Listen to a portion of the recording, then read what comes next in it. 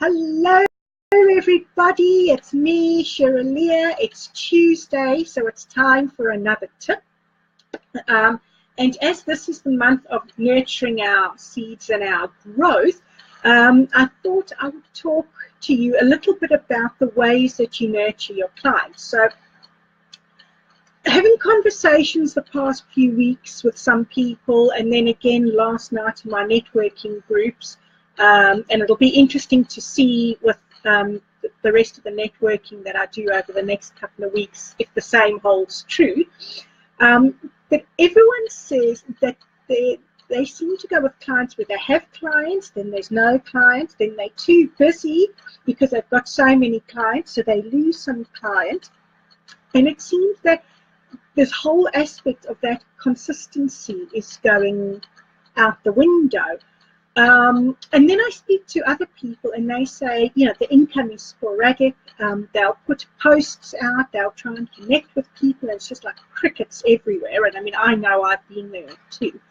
And, you know, again, coming back to this comes back to nurturing clients. And then, you know, there's even some people that are saying that they're doing the work, they're getting the people in there, but there's not enough people coming back for repeat sessions, or, you know, sort of block booking a number of sessions where actually it's needed, so that, you know, that sort of repeat business, for lack of a better term, is not there.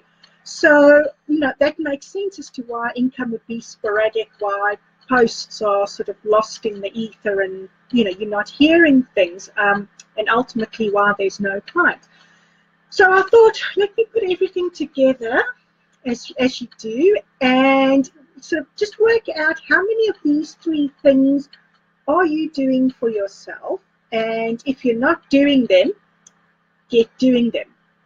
So I'm looking at sort of practical ways for you to nurture clients, and of course with any of these things that I'm mentioning, consistency is key. So getting the message out there and then continuously keeping it up regularly, not sporadically. And I want to know how many of you actually start by looking at the clients you have.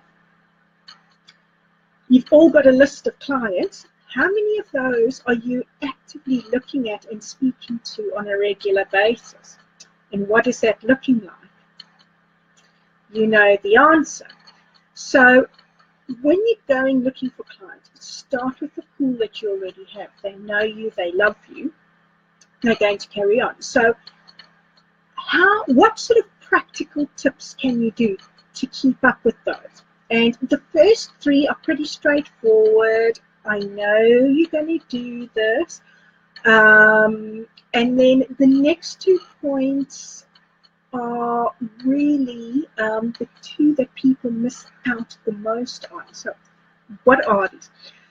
So in order to build a lot of clients face-to-face or online or however you're working, to have those regular relationship building things, first got to realize relationship building comes in very many different ways, and three of the ways, we've spoken about them before: newsletters, networking or relationship building, and of course doing blogs and other sort of written forms of content. And the key thing about that is that if you're getting in front of people regularly and you're reminding them about your service, not being pushy, but just reminding them that you are there, you are available, and you're doing it consistently, that's going to make a huge change, because people will remember you when they have that problem that they need resolved, or they need that massage because their shoulder's sore again. They'll remember you, and because you're sending a regular newsletter updating on the new exciting things you're doing, or you meeting them in person at a networking event and you sort of nurturing that relationship, checking in on them, or you're sending them a blog with something that they can use, or a nice read or something like that. Oh, that was nice, or wow, I really needed that, whichever that is. Those are the things that you can be doing, and if you're not, make them one of the things that you are doing, or at least one of the things, if not all. But the two things where we sort of fall down, and actually where we start realizing that our customers are looking at us, are, first of all, sharing. Yeah, I know it sounds counterintuitive. Why would you share somebody else's stuff to get your clients to remember you? And that's because your clients actually get to know you through the things you share. Yeah, bet you didn't know that. And they're often looking at what you're sharing. So if you're sharing stuff that sort of goes, oh, you know, life is miserable, oh, I can't cope, they are then going to go, oh, not sure I want a bit of that. But if you share the stuff that's sort of going, hey, you know, I've got this great new service on offer, you know, I've learned a new massage technique, what have you. They sort of go, oh, that's really nice. Or if you see an inspirational quote by somebody else and you go, this really made my day today and I thought I'm going to share it. Have you seen how nice the stuff is on this person's page or website or whatever it is?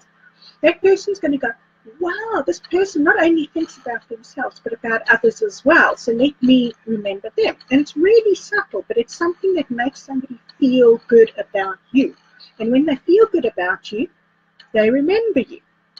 So the other thing, you know, and there's the last thing, the fifth thing that I'm going to talk about, sort of has two elements, online and offline.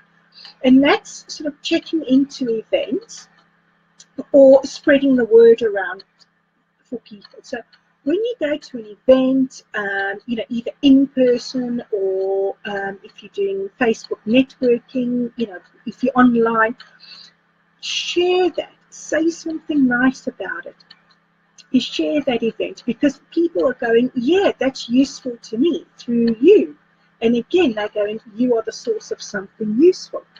But also telling your friends and family about, you know, where and which events you go into, or, you know, just sort of saying, I'm actually attending this, or, you know, afterwards putting a really good comment that says, hey, I got such value out of this event, means that people understand that you're working to better yourself. You're working to get more value for yourself, and therefore you can pass that on to them.